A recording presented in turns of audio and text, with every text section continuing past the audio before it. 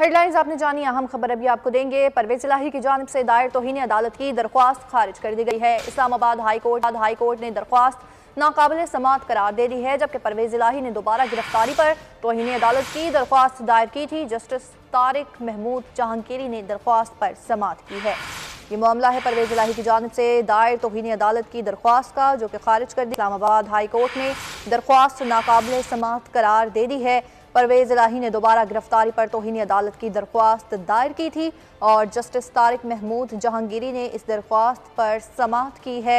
परवेज इलाही की जानिब से दायर तौहीन अदालत की दरख्वास्त खारिज करने के मामले पर इस्लामाबाद हाई कोर्ट ने दरख्वास्त नाकाबिल समात करार दे दी, जबकि परवेज इलाही ने दोबारा गिरफ्तारी पर तौहीन अदालत की दरख्वास्त दायर की थी और जस्टिस तारिक महमूद जहांगीरी ने इस दरख्वास्त पर समात की है।